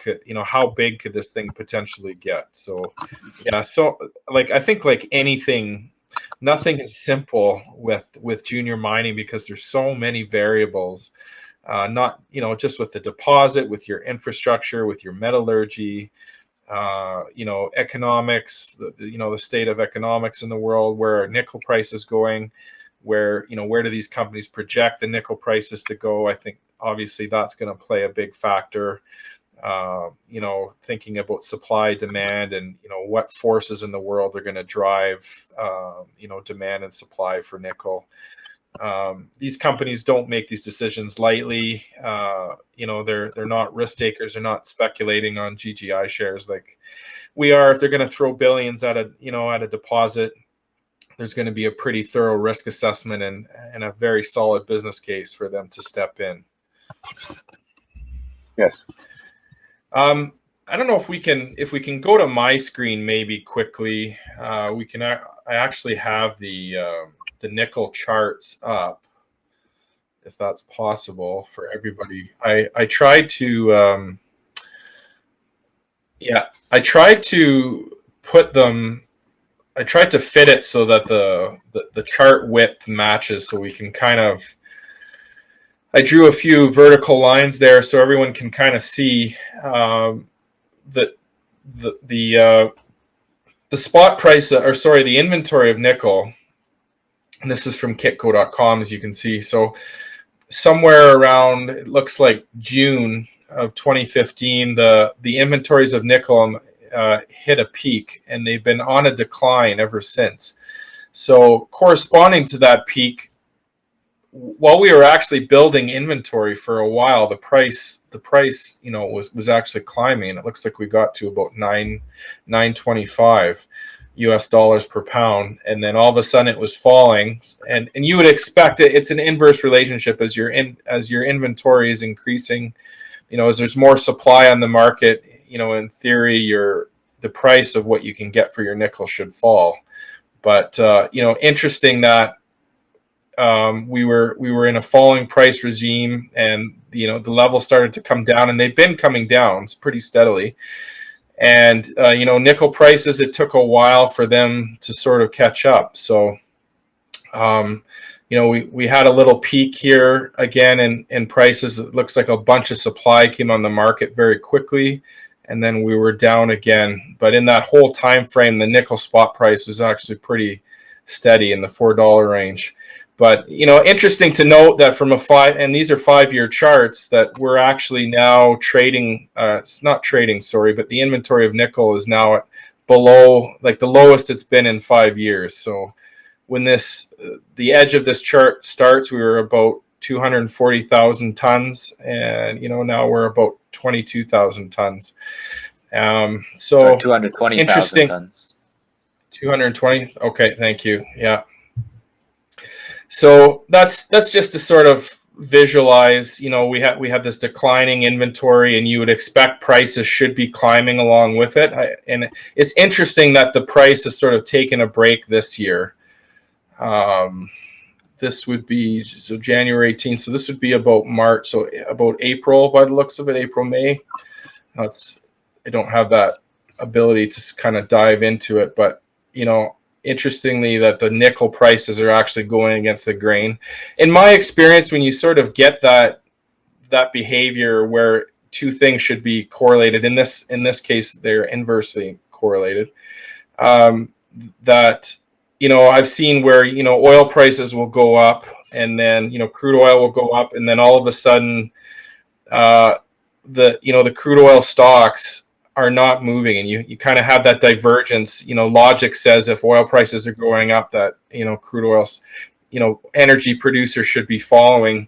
Sometimes the theory around that is that even though the price of oil is going up, there's a market expectation that that rise in the commodity price is not going to be sustained over the long term, so you don't get much of a move in the underlying energy producers. So I'm wondering, I'm kind of curious as to what the rationale is in the market for, we still have these sharply declining inventory levels of nickel, and yet, the price is sort of reversing. And it could be strictly to take a break, but if you note that, we've basically set a lower low than last time, so we hit a higher high, so to continue that uptrend, and then we've lost that sort of, quote unquote support zone, and we're trading below it. So it almost gives me the impression of a bit of a head and shoulders pattern in technical analysis. But, given where the inventory levels are going here, I'm not sure I follow the rationale, and it could be, I'm just sort of throwing out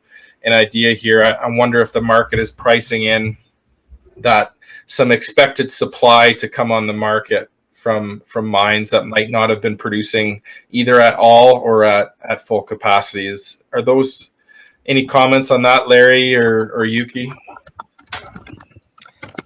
Yeah, I think you've got good points, right? I think maybe the market might be thinking that commodities could be due for a correction just because of general market fears with the trade wars and stuff, and market having a general decline. It might not specifically have anything to do with the warehouse inventories right now. I mean, if you look at even farther back, like 10 years, nickel actually hit, I think, $30 or $40. But that was when inventories were, down 100,000, 50,000, and a lot lower than that. But, going back to my previous comment about electric cars, I think, long-term nickel will has a very rosy outlook with, Tesla batteries consuming 80% nickel. That's like a couple hundred kilos of nickel per Tesla car that's being manufactured. Yeah, that's good news for nickel producers. And obviously, as existing supplies are drawn down, new supply has to come on the market to meet that demand.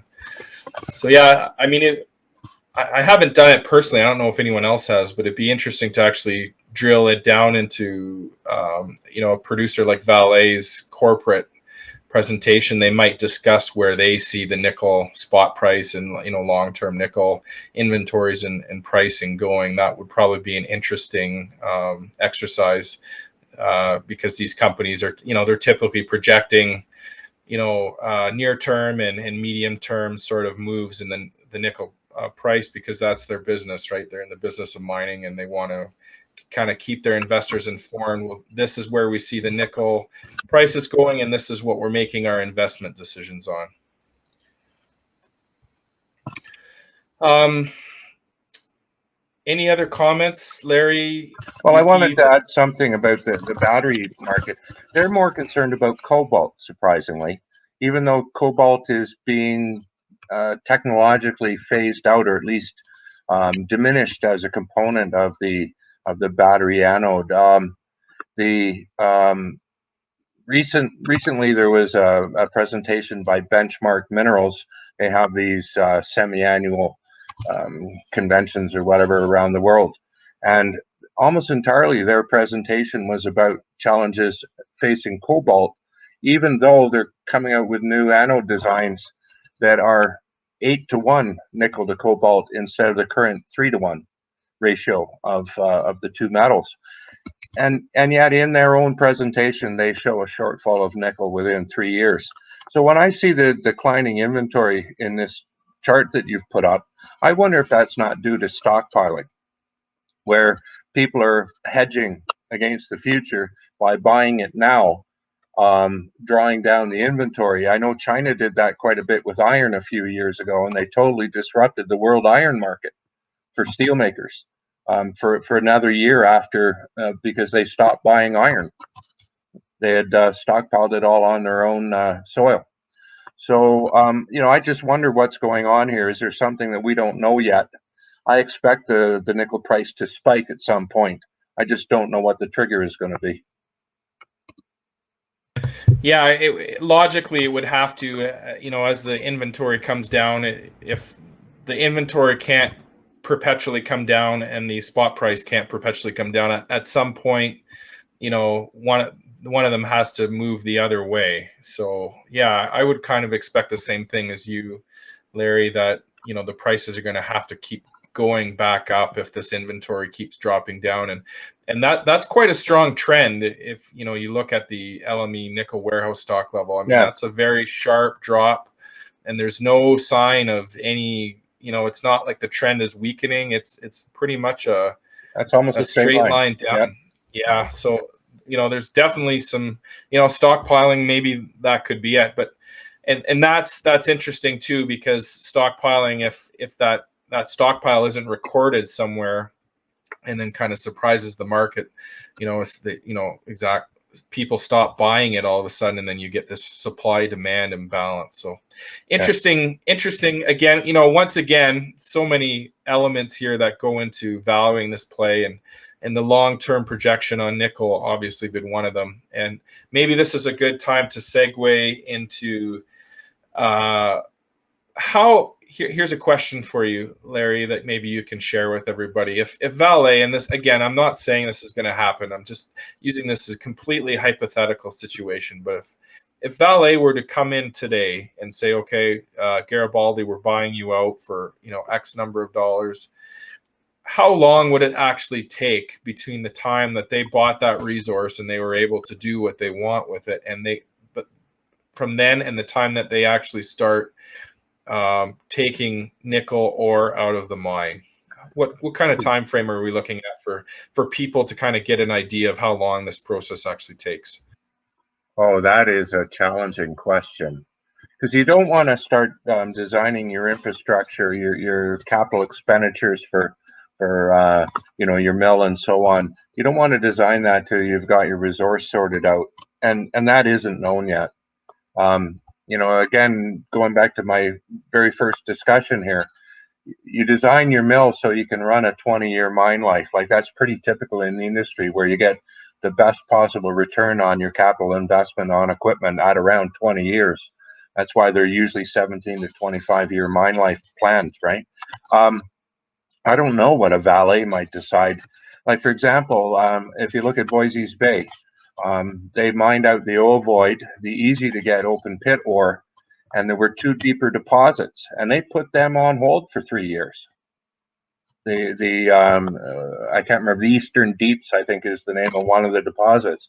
And one of the reasons was $2 billion worth of further capital expenditure to open up the underground, the deeper underground mineralization.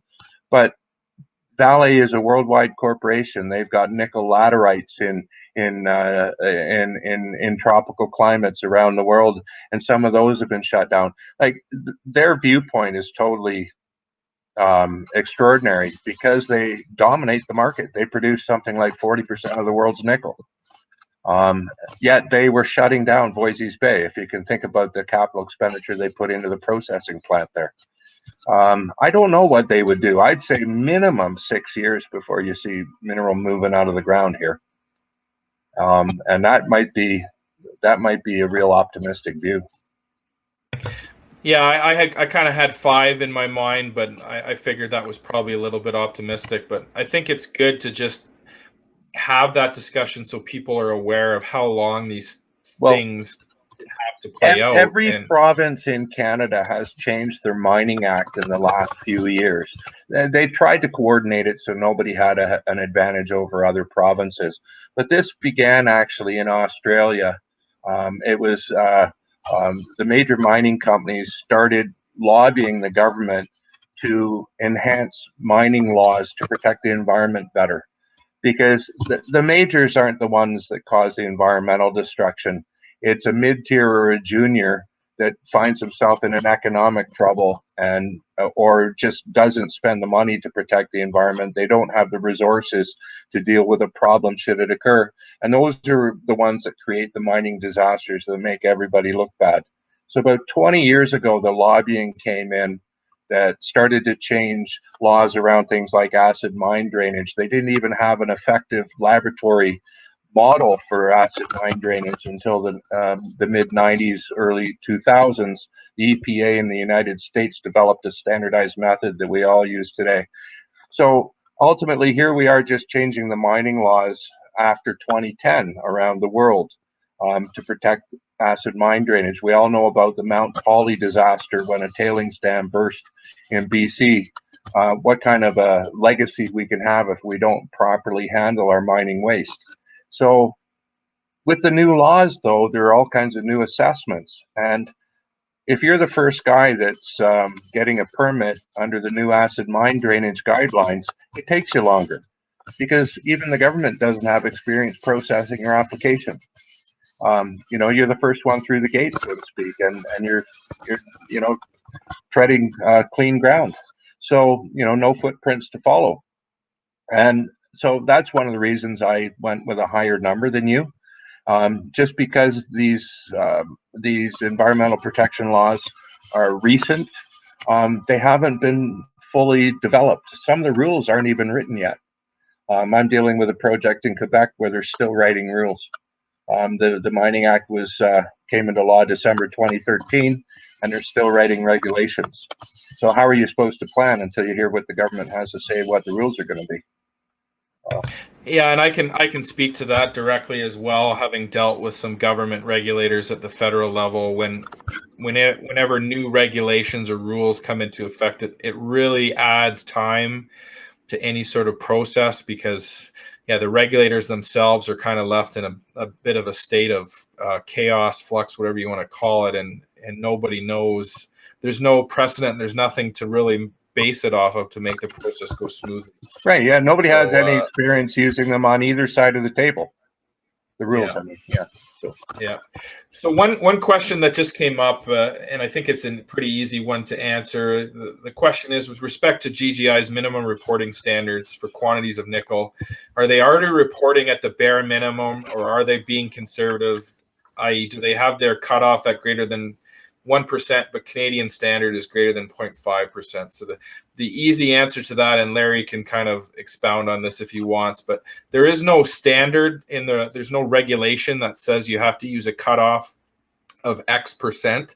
That cutoff is specific to every project, and it would be based off the representatives of the company, again, that qualified person that's accountable and qualified to make that call to say, we're going to use this cutoff. We think this is going to be economical given the specific project. There's nothing in the regulations that in NI 43-101 that says you have to use a 0.5% cutoff for nickel or a 0.5 grams per ton gold. That's correct. The standard is the big one that I already alluded to earlier. What's a reasonable prospect for economic extraction? That's your cutoff grade. And how are you supposed to know that until you have all these variables that we've been talking about figured out? So of course the qualified person is going to have to pick some sort of threshold for reporting. And in this case, I think Garibaldi is well on the conservative side of the midpoint of what you'd see across the industry. Okay, so yeah, your opinion is, Larry, that they're being conservative, right? Yes, Yeah. they are. Yeah, and I think as a shareholder, that's kind of what you want, right? You don't want sort of the cavalier attitude where you're making some really loose assumptions that are going to come back to bite you down the road. If they're starting off conservative, that's kind of where you, like me personally anyway, as an investor, I want to, if I know the representatives are sort of taking a conservative line with things, and that typically means, not always, but it typically means that the surprise is going to be to the upside and not the downside. You're not going to somehow Correct. Have this nasty surprise when you put your PEA out or your, pre-feasibility study, and you get to that point and, your expected resource all of a sudden shrinks because they have to raise the cutoff grade really high. Yeah, the biggest challenge is actually the gradation from pre-feasibility, which is entirely based on assumptions, to I forget what I just said. I meant to say preliminary economic assessment, which is entirely based on assumptions. When you go into pre-feasibility, you actually test the costs of multiple variables, like different mining methods or different processing methods in the lab, and you show how one is better than another, and you pick one, and that then goes into your feasibility program for further characterization on an engineering perspective. Going from PEA to pre-feasibility is where your inferred resources disappear. You cannot use inferred resources in a higher level economic assessment at feasibility level. Even some of your indicated resources might not make the crossover because they are tested individual block by block to see if they meet the economic criterion that you're establishing for the deposit. And the measured resources might not make it to proven. They might be upgraded only to a probable reserve. So they can go down in category or be lost. And I've seen deposits where half the resource disappears at pre-feasibility. And that suggests that their assumptions at PEA were overly optimistic. That's the only way to view it, right? Yeah, and that's what you don't want. Yeah, as an exactly. investor. But you don't know till then. And I don't Yeah. see that happening here. And that's one of the reasons that I started off my entire discussion by saying it looks to me like they're planning a mine from the get-go. They're doing all the right things. They're doing the deep due diligence and doing it conservatively and progressing. Even the exploration plan is systematic in a degree I've never seen anywhere else. Okay, one comment just came in. Any comment on the VTEM target located to the northeast? VTEM is nothing more than a guide to pay more attention at ground level. VTEM is a screening tool. It's not, you don't drill off of VTEM. You don't know what the VTEM represents yet. That's why the company went ahead and did UTEM, which is a ground loop on the ground, and they send pulses directly down into the ground. That's why they have borehole EM, which allows them to stick a probe underground and look at things from the side as well as being underground. They get a different perspective so they can triangulate on a target. I don't put a lot of stock in VTEM. It's a very crude tool, and you put boots on the ground or you put instruments into the ground, and then you plan from there. It tells you where to look. The zone, hey, this is an interesting zone, but you need to characterize it better before you proceed. Okay, thanks for that explanation, Larry. So we're about 2 hours in now, and I know both of you gentlemen are here. You're volunteering your own free time to be here tonight. You put a lot of work into what you've presented tonight, so I think we'll probably try and wrap it up with maybe within the next 15 minutes. Maybe what I'll do, I'll quickly discuss some of the technical analysis on the charts, and that will leave some time if anyone has questions, maybe some final questions for either Yuki or Larry. They can post them in the group, and maybe when I'm done, quickly discussing the charts, we can, if you guys are up to answering those last questions, and then maybe we can call it a night. So I don't want to, keep you guys up too late. But just on one note before I switch to the chart, just so everyone's aware, this Wednesday on the Follow the Money group show on Midas Letter Network, Peter Lightfoot will be on the show, along with Richard Savage from CLM. So make sure you tune into that. I'm sure people are asking, will we be able to ask GGI related questions? I'm sure Carl or Brandon will be able to fit in one or two questions tied to GGI, I would assume. So is it possible to get the GGI chart brought up? I'll just talk about that. Okay, so this is my opinion on where we stand technically. We've broken support, so you can see in this sort of the 220, 225 area. I sort of highlighted it as a red box. We had support here, and then when the first set of assays came out, obviously the stock just took a real big hit. So there was a big correction in value. Lots of theories about why that happened. Ultimately, it comes down to supply of shares. There was an excess supply of shares that came on the market, and there were not enough buyers to soak them up. And the only way to get that to change is to adjust the price.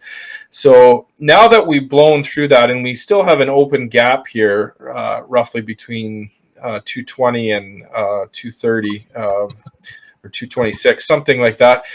Open gaps like that on a gap down are always going to present resistance, because for the stock to gap down on volume, that tells you there's a lot of selling pressure in this area. So if the company were to put out good news and send us back here, so TA 101, prior support becomes resistance. We know there's a lot of supply of shares that came on the market up here, so I would expect the price is going to have trouble getting through that again. So that was previously where we had buyers. So anytime the stock got pushed down, there was a lot of buyers to come in. So keep in mind that for that supply demand imbalance to be reversed, you all of a sudden need a lot of shares on the market, people willing to sell. So that's one thing to keep in mind. For support right now, this green zone here is identified basically an area of support between 135, 140. So we've tested it 3 times now. It's bounced out. We've had some nice lower wicks on a couple of the days. I would essentially call this almost hitting the same low. So we definitely came up. We didn't hit quite as low on the second attempt down. So the stock had bounced. We had this sort of reaction bounce up, and that got sold off hard as highlighted in this circled area. There's, again, a lot of supply coming on the market, not enough buyers, pushed right back down again. We didn't get quite as low, but you see on this third attempt now, we've almost come to that same low. So when I think about support and resistance, I tend to think about them as zones. So I would call this our zone of support right now. We don't want to break that. The thing that makes me a little bit nervous as a TA guy is I note, for example, that when we came down the second time, we got a very weak bounce off of support. So it's not like we had a bunch of buyers flying in buyers coming in to snatch up shares. It was a very, very weak bounce. That's not really what I want to see. This move here was obviously that last news release, not the BCSC one, but the one before that. And again, that got sold off very quickly. We did not hold those highs. I think one of the issues here, I know, again, and it's not like a lot of traders getting in the stock, people that don't even like GGI were buying it just to buy it and flip it. So the guys that are buying it to trade it, they're buying shares, they're taking supply off the market, but then they're dumping that supply again up here, so that it doesn't actually take supply out of the market. And that's the only thing that's going to move your price up, is people actually buying and holding stock. If people are buying and then dumping it up later, your supply demand and balance is not going to change. So there's definitely some resistance up here. It did on this last rise, we were able to get past a sort of triple top, which is good. But the price is not sustaining itself. So my interpretation of what we're seeing now, a very nervous market. I think this area here that we're in now, we're holding support more so because there's not a lot of people willing to sell at this price, as opposed to, there being a lot of voracious buyers at this price. So if, my general interpretation, if we were to see a lot of selling volume come back on, I don't know that I'm real confident that we're going to get enough buyers to hold this level, but that remains to be seen. We did get a bit of a reversal type candlestick here. So when you're downtrending, you're looking for, a change in sentiment through the candles. So we got a long wick here, but we didn't get follow through the day after. And that's what we want to see, is follow through. So with a candle like this, that could be the start of something. But the other thing that kind of concerns me is the volume is really low. So it's not like there's a lot of buyers, again, coming in here. I think you're just seeing this more because the sellers are drying up. The people that are willing to sell, they decide, okay, it's too cheap for me now. So that's my interpretation. I think, if the price were to start into a bit of an equilibrium pattern to come up, and we bring the volatility in, so see the Bollinger Bands, this orange area sort of squeeze in, I wouldn't be surprised by that if we get into a bit of a more narrow trading range until we approach the the next news. And I think it's important, again, for everyone to keep their expectations in check. I think high expectations really hurt us here. I know there are people actively in the CEO chat groups trying to raise expectations, and you can be sure that is very deliberate behavior. That they're trying to set the stock up for disappointment by saying, we have to hit this, or this is what we're going to hit. So I see that as a very deliberate attempt by certain groups to sort of set these expectations high. And my interpretation of that would be those groups don't have GGI's best interest in mind. So that's where I'm looking. If we're going to break support, which I hope we don't, I do hold a position in Garibaldi. I would be looking down towards this low that we tested a few times. I know it's scary, but if you look at the chart, this is a really sharp uptrend, and if we break this level of support, we're probably down $1.03, $1.06. These were the lows that were tested before, and we got bounces. So that to me would be the area that I would look for strong support next. I don't know that we'd get any kind of real strong support between this $1.30s area and anything below that. So that's my take on the chart. It's not a great chart. It has a lot of work to do before it gets healthier. Some good news would obviously be welcome. And I think, the next big move we see on volume is going to be in response to, whatever the next assays show. So if the assays exceed the market expectations, then it might put us back into a healthy trend again. So right now, that's, I think, that what we have to hope for. If you're long Garibaldi, you just have to be patient. And, the other thing we have to keep in mind, we are in a situation right now in world markets where, American markets in particular are very volatile, some big drops in a short time frame. So that's not going to help things either. So, anyone holding shares, hopefully that you're holding an amount that's appropriate for your risk. Junior exploration companies, there is nothing more risky than a junior exploration company. So make sure you know what you're holding. There's nothing about junior exploration that's ever guaranteed. There's nothing set in stone until those drill cores are pulled out, and it's a long process, as I hope we've tried to communicate to everyone tonight. This is a process that plays out over years, not over months. So keep your expectations grounded. And we'll go from there. So Just taking a look at the chat for any last questions for Larry and Yuki.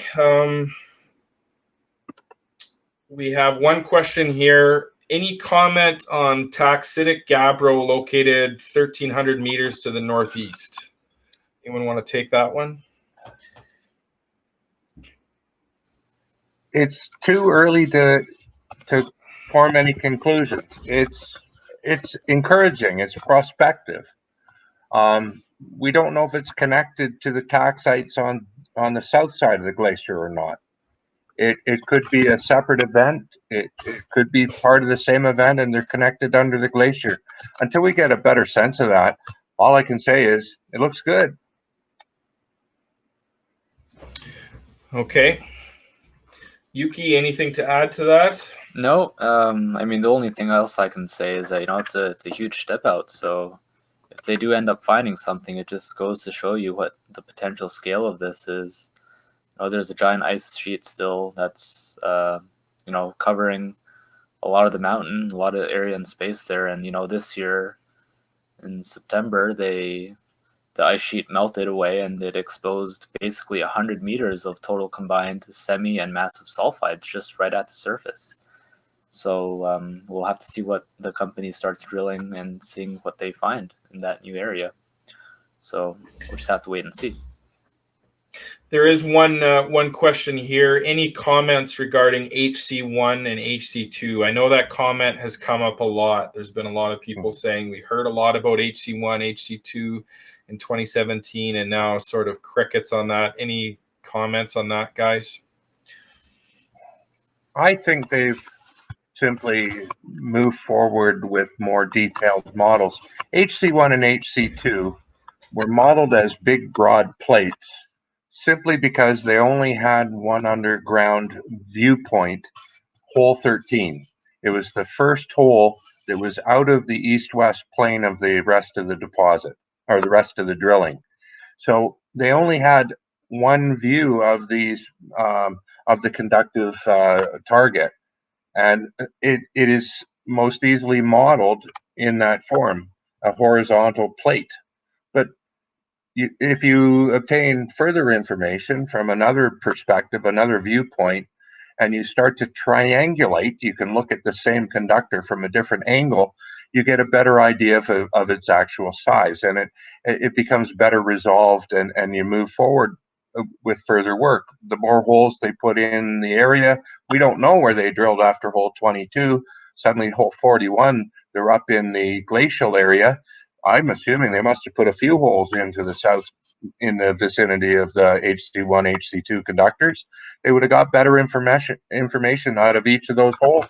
So I just think it was an evolution, a natural evolution of the science. Over the winter, they did UTEM, they did HaliSam, they did more VTEM.